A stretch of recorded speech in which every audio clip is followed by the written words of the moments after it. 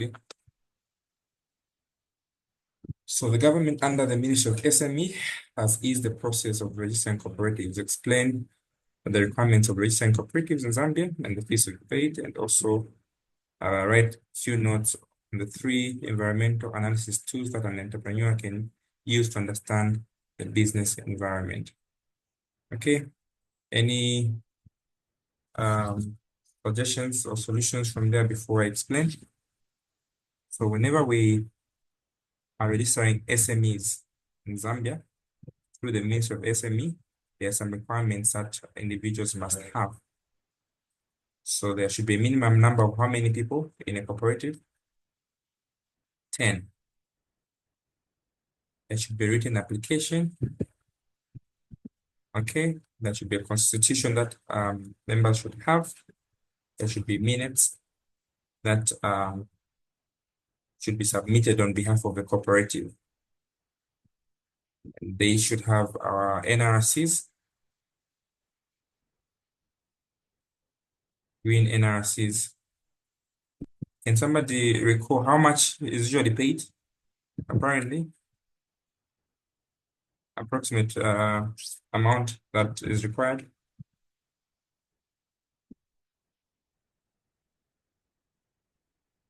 Anyone know? So you like such questions? This one is very tricky because we tried to do some research on this one. We find in 10 quarters, so we don't know how true it is. I'll find out currently. My wife is one who works in this department, so Ministry of Community Development for Cooperatives. So they should have NRCs photocopies, they should have a business plan or activity description. They should also have what physical address, which is verifiable, and also affiliation to the organization. So these are some of the requirements. Any other requirements that I think I left out?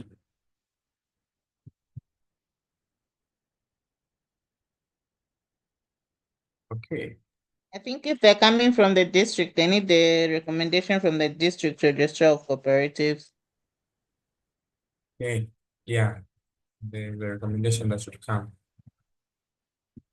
Okay, so understanding entrepreneurial business environment is key. Write notes on at least 3 environmental analysis tools entrepreneur can use.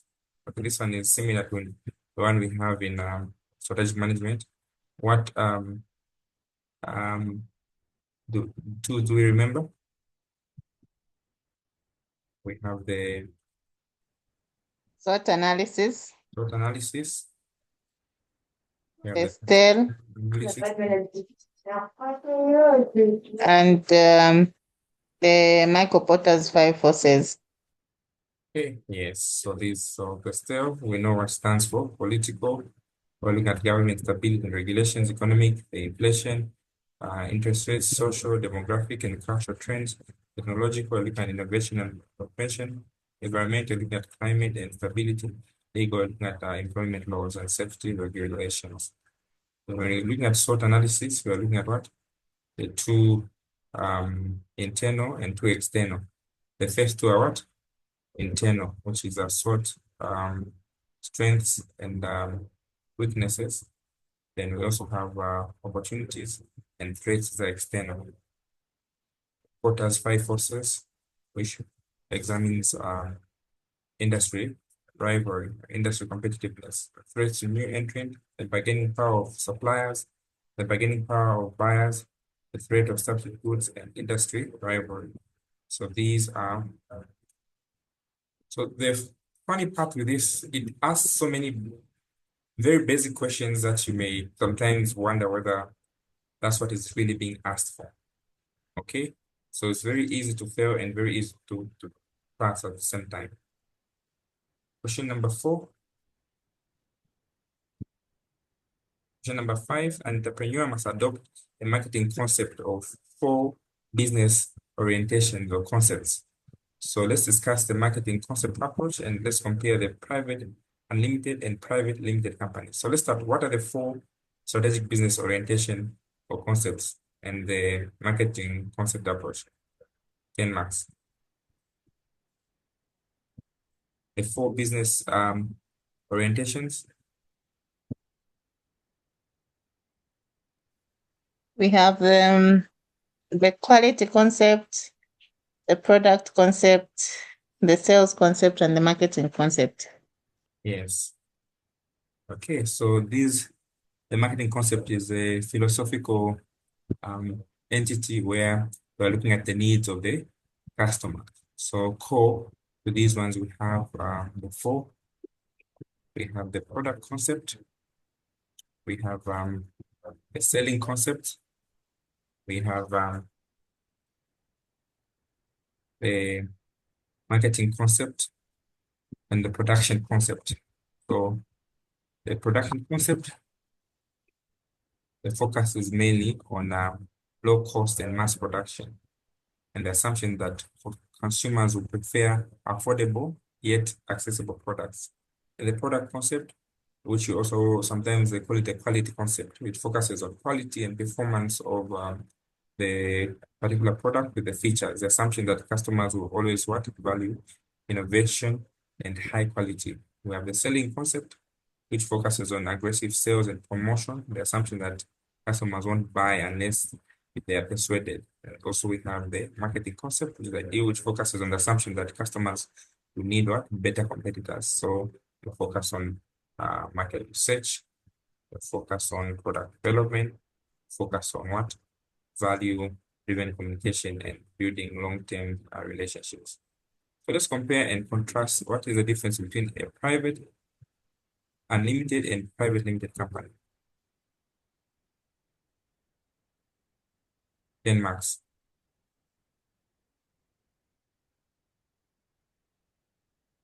Mm-hmm. Give me the points there. What are the differences?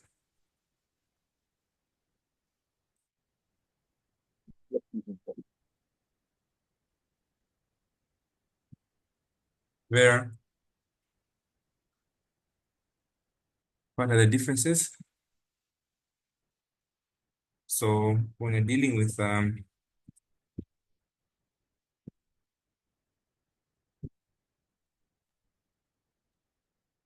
the private limited, in terms of liability, the shareholders are limited to the amount unpaid on the shares. Okay, so you need to understand the differences in your own explanation. So when you're dealing with the private limited and the private unlimited, both of them are privately owned to start with. They only differ in terms of liability, in terms of compliance, in terms of the risk exposure. When you're dealing with a private limited company, the liability of the shareholders is limited. It means that if the company has debt or it is sued, the personal assets of the shareholders are protected. They are only liable to the amount that they committed. Whereas a private unlimited, it does not offer this protection. The owners of, or the shareholders have unlimited liability, meaning the business cannot, if it cannot meet its financial obligations, the shareholders may have required to put in their personal assets like houses, cars. In terms of legal identity, both companies are considered to be separate legal entities, which means that they can enter into contracts, they sue and be sued, they can own property and in their own name. However, in the case of unlimited company, the separation is less protective here in practical terms because of the unlimited financial exposure that the members have. And when you go to regulatory issues and disclosure, so private limited company are required by law to file in what? The annual returns with the registrar of companies in Zambia with PAC. So this is a financial obligation they have. Whereas private unlimited, they often enjoy greater privacy because they may not be required to publicly disclose their financial statements. Are we together? Is this clear? The other Yes, it issue is. would be that of whether or not their public confidence. So private limited generally they inspire greater confidence to the banks in getting loans, whereas unlimited, due to their risk, they may find it hard to uh, attract funding.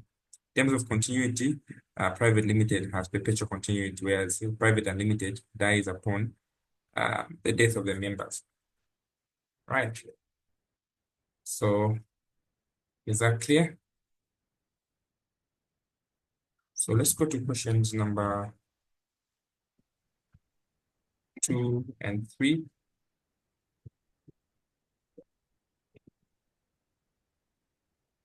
Number 2 and question number 3. Here,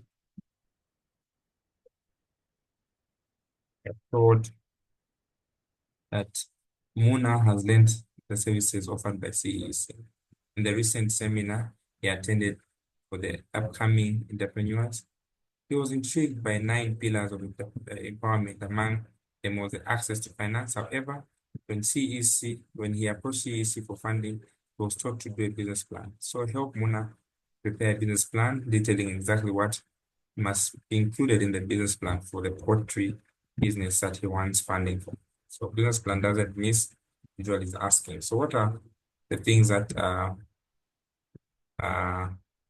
Mona must have for the business plan? Well, we did a similar question last time. Uh-huh.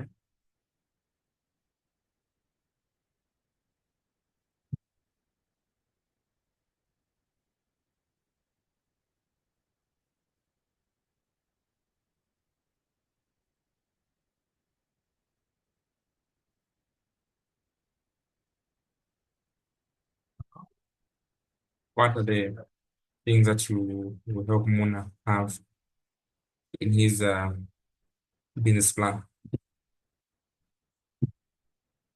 So every entrepreneurship student must know. Okay, there should be an executive summary. What should be in the executive summary?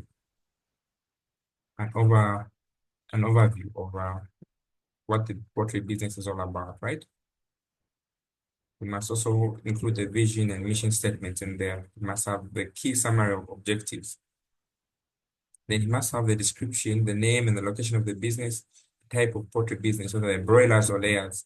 The ownership must be stated, whether it's a sole proprietor or partnership. It must give a background. What's the purpose of the business, all right? So you must also do a market analysis and um, marketing strategies that is going to implement. So for CEC to be convinced, Mona must conduct this. So in our market analysis, we must clearly, succinctly state the target market. Who is it targeting? With the business owners, the butcheries or households. Must also explain the size of the market, the demand that is opting um, to capture. All right. Are we following? Yes. We're too quiet. Okay, so that is on the target market. I said we must look at what is going to focus on, whether it's broiler or chicken, then who is going to target the size of the market. We must specify the location where the population is growing and the people you are assuming are going to consume more chickens. And with this raising health awareness, it must also give a reason why people will prefer chicken to meat. On average, a family may buy maybe 2 to 4 chickens per month, all right? And restaurants require them daily. You must also have the competitive analysis there, all right? There are a few small scale poultry farmers maybe in my area. So the strengths I'm going to have are that we're going to be having loyal customers. And the weakness is that I may struggle to be consistently supplying if you don't give me the money. So I will need that money, all right? So those are things that we must talk about. Then in the marketing strategy and sales, here Muna must state that the price will be competitive. So you'll be selling at how much is chicken now? 150 per bird. You will start within 150 to 200 to attract customers. The promotion strategies that I'll use to foster high traffic areas, okay, bus stops, and word of mouth from satisfied customers. I'll use social media. My sales approach, I'll use direct sales from the farm. And weekend, I'll go to the mall, markets, and Then also must stipulate the customer relationship strategies. Use loyalty programs, buy chickens, 10 chickens, get one. Must have regular communication. WhatsApp groups shall be clean, polite. The operational plan must also be stated. Um, what operational plans is he going to um, put in place? Must also put in um, the staffing and financial planning. Okay, those are important in the business plan. Must also include the operational plan, the management and staffing, the financial plan. So what is included in the operational plan, the location and the layout of the poultry houses, the type and number of beds it's going to have, the feeding and vaccination. Okay, so you're tailoring this based on. So you'll be asked to do a business plan, and this should have some mini knowledge about something. You may not be a technocrat, but what the lecturer wants is to see your innovation, actualize it, management, staffing. You will need to also show the organization structure. The owner will be the workers that will be there, the number of employees and their roles, and also the experience and qualifications that you're going to look at. Okay. Then the financial plan, you need to state the startup capital, how much will be needed. The sales focus, if I'm going to give it so much, I'll be receiving so much in it. And the expense that you need to have a rough approximation for feed, for medicine, for electricity, if you're using charcoal for labor, and the break-even analysis. So you put this, so the examiner may not really want you to do the business plan in its full scale, but at least give ideas of the components that will be involved in there. Then also risk analysis and mitigation. So the potential risks, the disease outbreak, the market price fluctuation, then the solutions that you want to put in there. Biosecurity measures, insurance, maybe you're going to insure the birds, and also market diversification of eggs. I'll be selling eggs and manure, and also you need to put supporting documents, your CV, the market survey, the results, to be convinced, right? So those are some of the things that the examiner is asking for. Remember, this is about how many marks? 20 marks. So you need to be very intentional as you give your discourse in there. Are we together? So it may not be about birds, it may be about solar, all right? But be intentional. Give figures approximately that could be convincing. Don't lose marks. Okay, is that clear? Am I fast on that? Yes, it's clear. All right. Then we go to our next question. The contribution of scholars such as Clarence and Danhoff to the field of study of entrepreneurship cannot be ignored.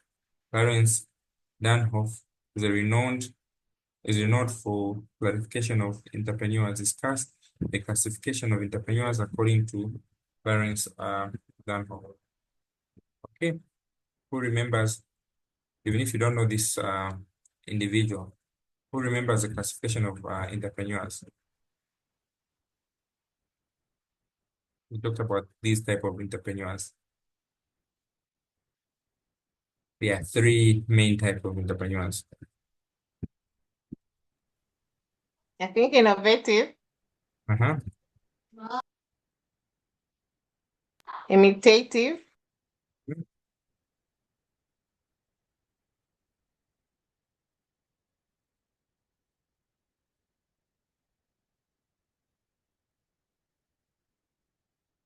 Yes, innovative, imitative, and one more. There are actually four. I taught this in my first class. is it Fabian and Ron? Wow, I love your memory.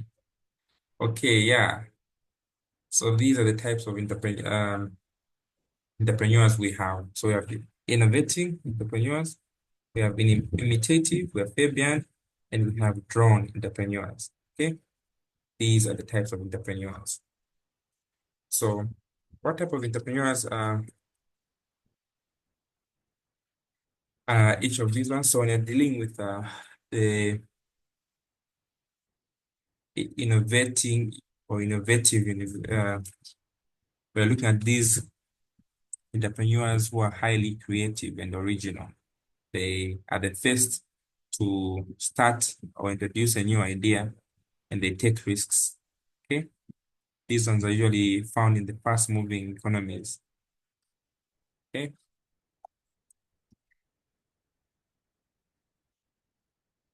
so we have the innovative entrepreneurs. So they're very creative. They usually take big risks. In Zambia, a good example are those that are in the tech survey, the youth who develop what? Mobile applications. Okay, this kind of innovation will help reduce middlemen in farmers' profits. We have the imitative. These are entrepreneurs who are not original creators, but they adapt and copy what others have already done and are proven to be successful. They usually take fewer risks.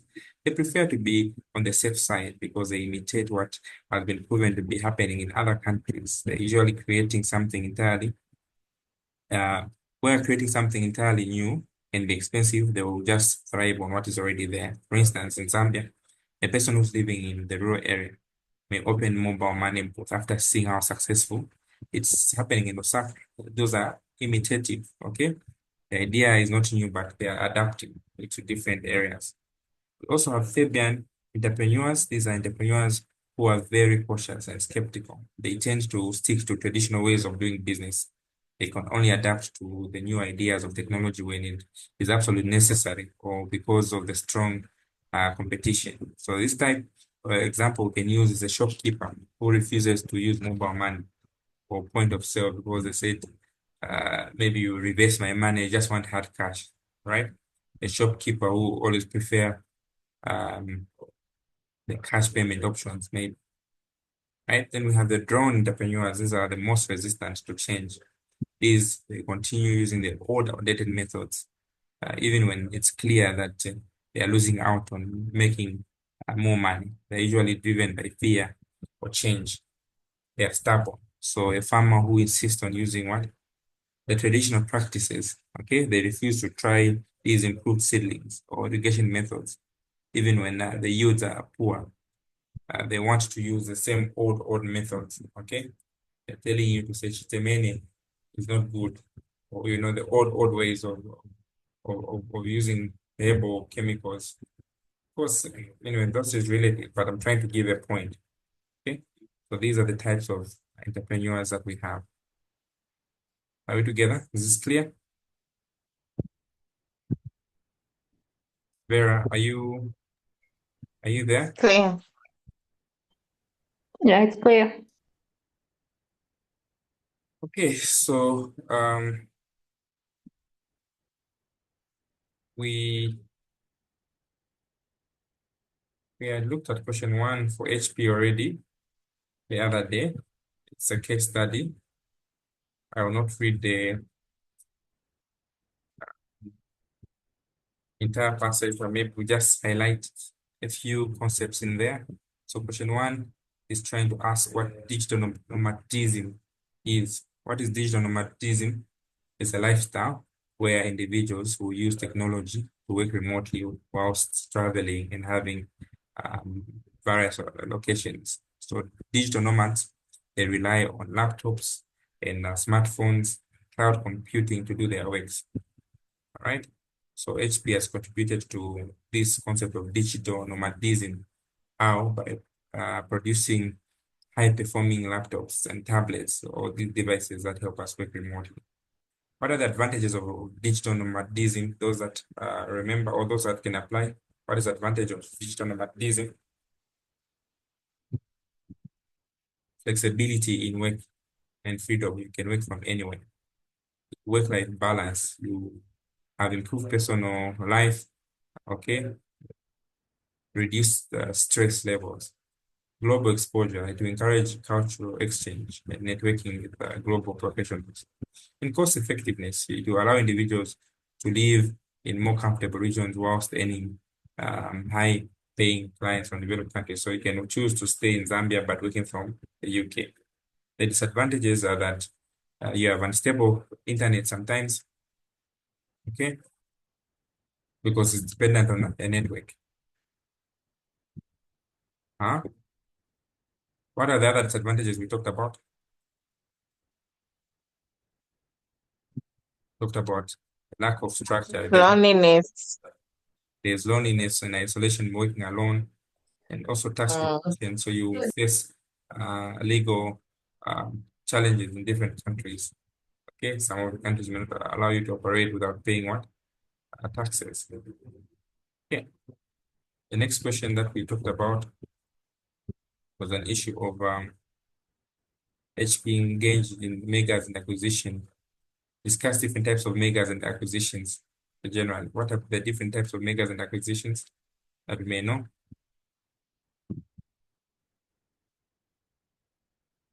Any three types of megas and acquisition?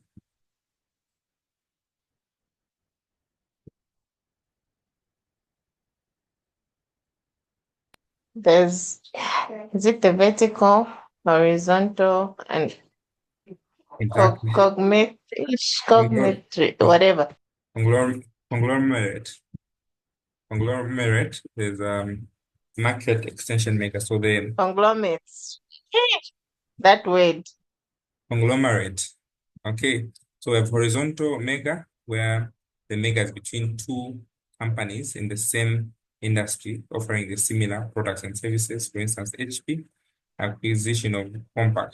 That is a horizontal mega. Both companies are in the personal computing business. Then we also have vertical mega, where two companies in different stages of production can be in production, one in supply chain. So HP will merge with suppliers like chip, ink manufacturers to reduce what production costs. All right, then conglomerate, where megas between companies and unrelated businesses. Okay, although HP is less common, HP may engage to diversify the risk by merging with software company. Okay, in entertainment, in finance, with the different unrelated activities. Then also market extension maker, where two companies will merge, selling similar products at different markets. So HP merged with the regional hardware company in Africa or Asia to expand their market reach. So it's a mega to expand on the market. Okay, what other megas we talk about? We are the product extension mega as well, where we can companies can sell related products but not directly competing. Like HP companies enterprise with cybersecurity tools. Okay. The other question that we looked at was question number C. Although Schofield had in the formative days of computing, HP overcame the barriers to entry in information technology arena, surpassed IBM as the world's largest technology vendor.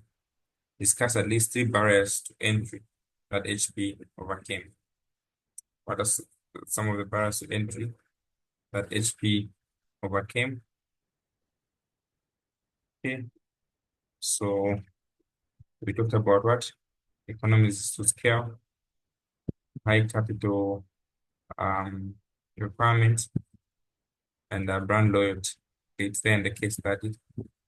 So despite the skepticism, HP overcame several barriers and became dominant. So some of the barriers were economies of scale, larger firms like IBM, and the cost advantages due to large scale production. So HP scaled up production to supply, compete efficiently on price and volume.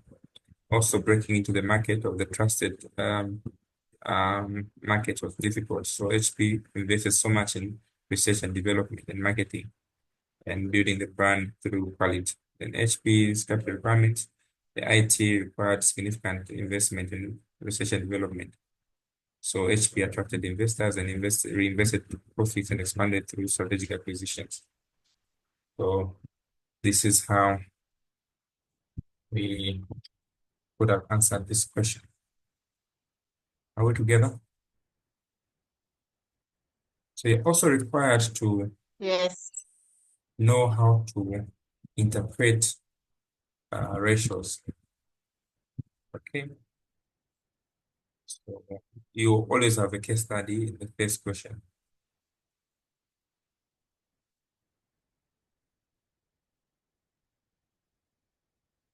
Okay.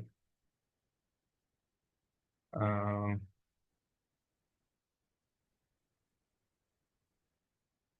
Pick any question, just one question from here.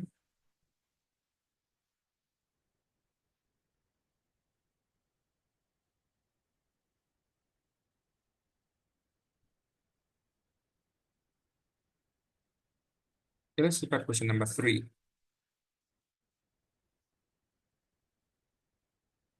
So cynics say a franchise is not entrepreneur. Discuss the rationale behind cynics' views and whether you agree with them or not. A franchise, a franchise is not entrepreneur. Okay, do you agree with them or not?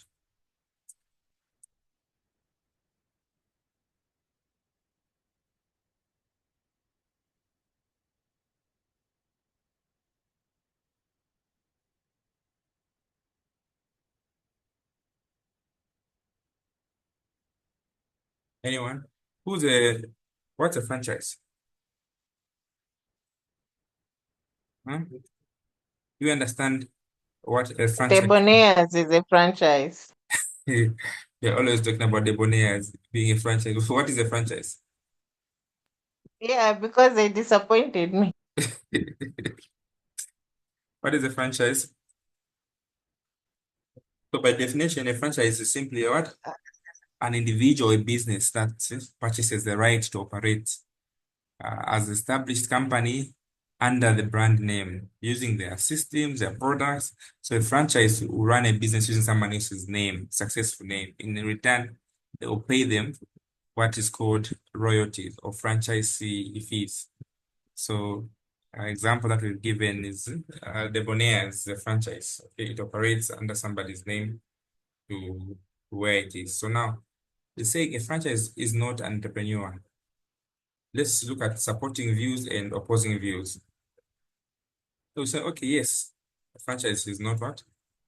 It's not an entrepreneur. So let's look at some of supporting views that they're not entrepreneurs. Number one, we can agree. So don't be one-sided. Use both-sided. So they lack original idea. A franchise operating an existing name, they don't qualify to be entrepreneurs. They have limited innovation because they have no control over branding, pricing. They need to follow within the owner of the brand.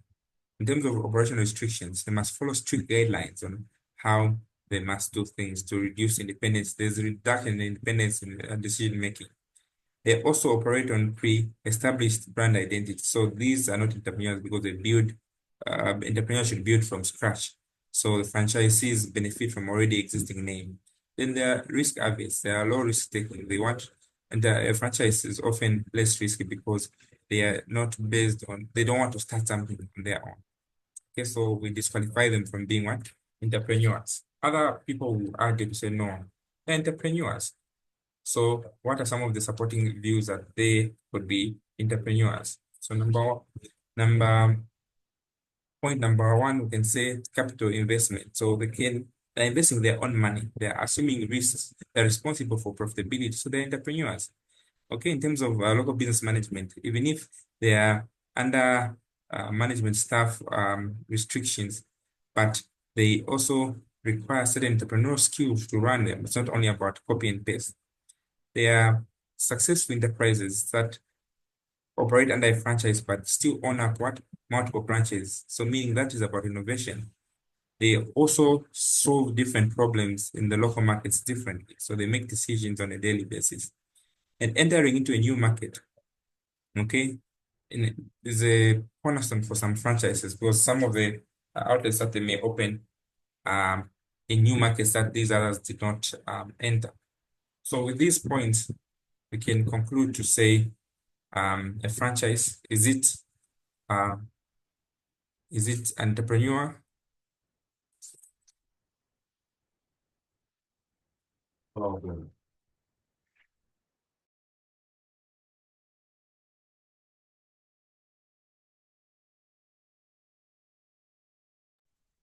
So in conclusion, a franchise may not be fit to be an entrepreneur who creates entirely new ideas. Okay, that's what conclusion you can make. You can make your own conclusion based on your points. There's no clear-cut answer there. So this is where we end for today. Uh, have a good day.